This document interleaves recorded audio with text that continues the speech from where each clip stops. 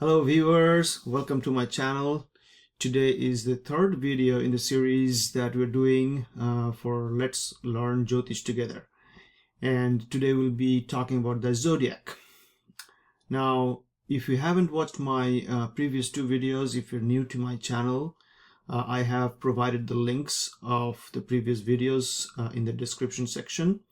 And those videos are very valuable to start learning Jyotish, and those were made with this thing in mind that you do not need any background information to learn Jyotish. You can start really from zero. So we really dealt with the fundamentals in those two videos, and please go and watch them. As they say that if you want to eat a good meal, you just need a good appetite. So if you want to learn Jyotish, likewise, you just need curiosity. If you have the curiosity, you will be able to learn Jyotish. Now, following up from those two previous videos where we really talked about the basis of the Vedic spiritual philosophy that is the underlying bedrock of Jyotish, we are now slowly delving into the details of how the Jyotish is actually practiced, how the predictions are made. And today we'll be talking about one of the three pillars of the Vedic astrology, which is the zodiac. The other two are the signs and the planets. And the zodiac is the first thing that I want to start off with. And as I mentioned, you do not have any background knowledge, it's okay. And let's look at the zodiac, how it looks. If you have any software where you can feed in the details, your birth details, like the place of birth, time of birth, and date of birth, it'll construct a horoscope for you.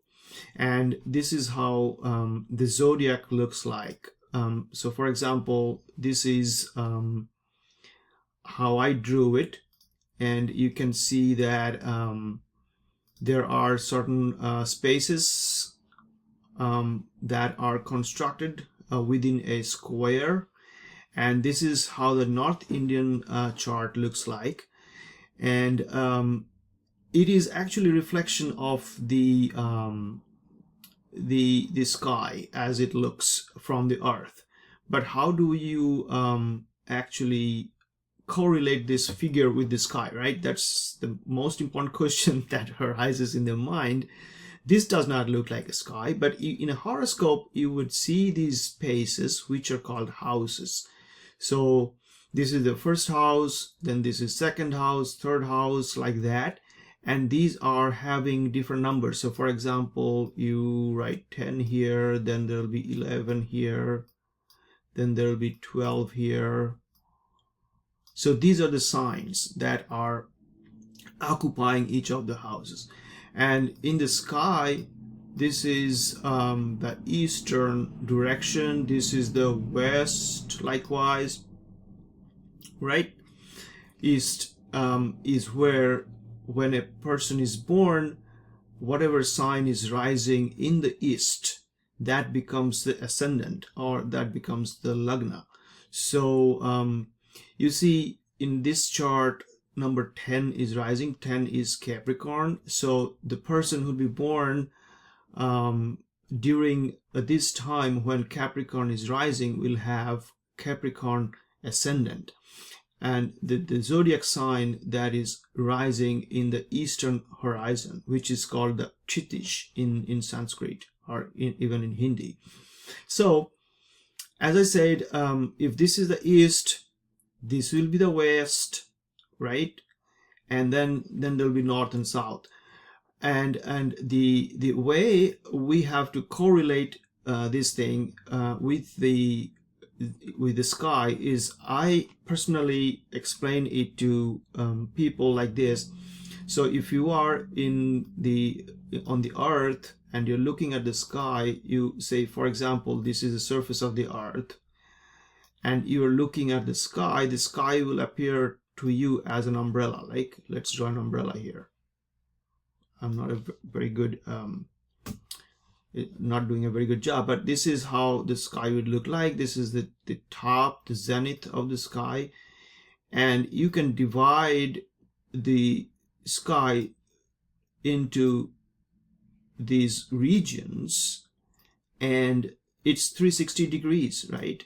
So this is 180 degrees, and then you have this axis also, and so it's a 360 degree around you, and then you think of these individual divisions as the zodiac, the rashis or the signs. So for example, if this was in the east and you have Capricorn rising here, then the person's lagna or the ascendant sign becomes Capricorn. So the person becomes Capricorn lagna. That's how it has to be seen. Now, in this chart, for example, let's say, as we were mentioning, if this person is Capricorn rising, excuse me, and then you have the other signs here, 10, 11, then you have 12, then you have 1 here, then you have 2, then you have 3 here next to it, then 4 here next to it, then you have 5, you have 6 here, you have 7 here, you have 8, and you have 9. So altogether there are 12 signs, right? 12 signs.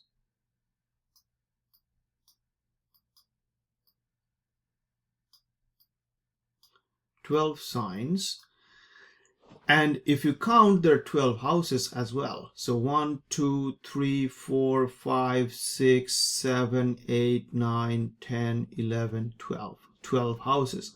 So there are 12 signs, then there are 12 houses.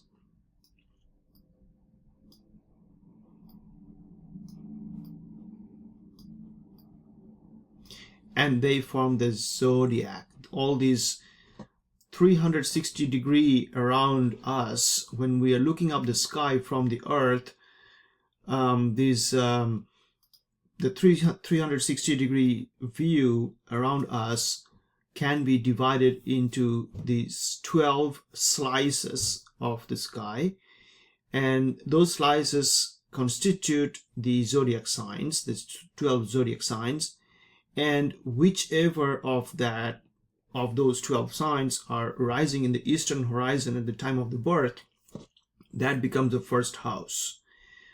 Likewise, you can count the other houses from 1 to 12. Okay, so first house represents the self, the identity, the physical body, all those things we will talk about. We'll describe all the houses later on, but this is how we would explain the zodiac. Now we will also have planets in those houses, and some planets will be in some of the houses. Some houses will be empty. There will be more than one planet in one house. But in order to map the planets in the sky, don't you think this is a very good, very smart idea to subdivide the sky into different sections and then put the planets in different sections? I find it amazing, and that's the original idea of the Vedic scholars, the rishis, as we say. They sort of found out this excellent idea of subdividing the sky into several subsections and then define each subsection according to its own significations or characteristics, and then put the planets in there where the planets are located at the time of the birth, and then you decode what it means for that individual. So that's how it has to be seen. And there's other thing. Let me sort of like explain you what I'm trying to say. So for example, if you have Jupiter here, right, and you have Mars here, then you have Moon here, right? And then you have Rahu here. Now we will talk about Rahu and Ketu later on. They are not exactly planets because they don't have a physical existence, but they were considered very important in a horoscope because wherever they're placed, they have a very karmic consequences in those houses. So we have basically 9 planets, right? So we have Sun, the Moon, Mercury, Mars, and Venus, Jupiter, Saturn, these 7, and then we include Rahu and Ketu. But the 7 planets, so for example, there could be Venus here, and along with Mercury, right? And then you have 1, 2, 3, 4, 5, 6, 7. Then you have Sun here. I'm just randomly putting planets in different spaces out there. Okay, so we have Sun, Moon, Mars, Mercury, Venus. So we are missing Saturn, so let's put Saturn here. Okay, so this is how, so 1, 2, 3, 4, 5, 6, 7, 8, 9 planets are situated in the sky at the time this person was born. And let's say the ascendant was Capricorn.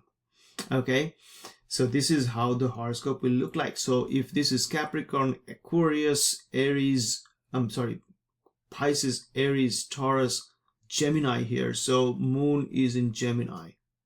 All right, so now we can say this person has a Capricorn Lagna and Gemini moon sign, or the Rashi is Gemini or Mithun Rashi, and Capricorn is rising, is the Lagna. So this is how a horoscope will look like. If you feed in your birth details into any Vedic astrology software that you have, then you can basically look at the position of different planets. And this is the North Indian kind of chart that will appear. There is another kind of chart which is called South Indian variety that looks completely different. I'm not going into that. I'm more comfortable myself using the North Indian chart, so I'm explaining you about the North Indian chart. This is how the zodiac and the horoscope would look like, and this is how we should understand what it means by such and such lagna and such rashi. This is what it is. And there is one other thing I want to let you know, that the positioning of the planets are determined by Ayanamsa. Now you would ask me, what is Ayanamsa? So think about it logically. Everything is moving. The earth is moving, the sun, moon. In terms of the universe, nothing is static, right? We think the slowest moving planet or heavenly body or anything in the sky, the slowest moving one apparently is not moving.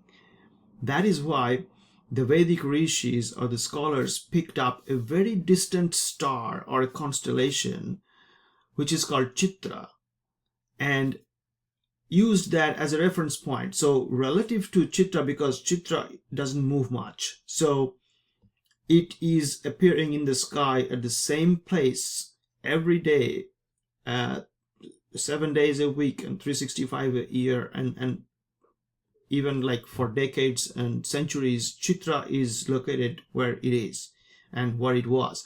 So relative to that fixed point, it is actually not fixed. It is also part of the universe, part of this galaxy or solar system or whatever you mean. But relatively, when we look at Chitra and we look at another planet, say Venus, we see relative to Chitra, Venus has moved from here to here in these 6 months. So in order to put coordinates onto planets, like this many degrees or this many degrees and minutes and such, we need a reference point, and that reference point is called Ayanamsa. There are several different Ayanamsas, but the most popular one is the Chitra Paksha Ayanamsa. Most astrologers use that, and depending on that, all other degrees of the planets and the nakshatras and all those things are calculated, and it works pretty well so far. So we use the Ayanamsa to construct the zodiac, and we use the planets and signs and everything together to make the horoscope. I hope up to this it is clear, and if you have any questions, please write it in the comments. I'll try to answer them, and in the next video we'll go deeper into it and try to explain and analyze how a horoscope has to be read. Thank you so much for watching. If you're new to my channel, please subscribe, and if you like the content I'm producing, please give it a thumbs up. Thank you, and see you until next time. Bye.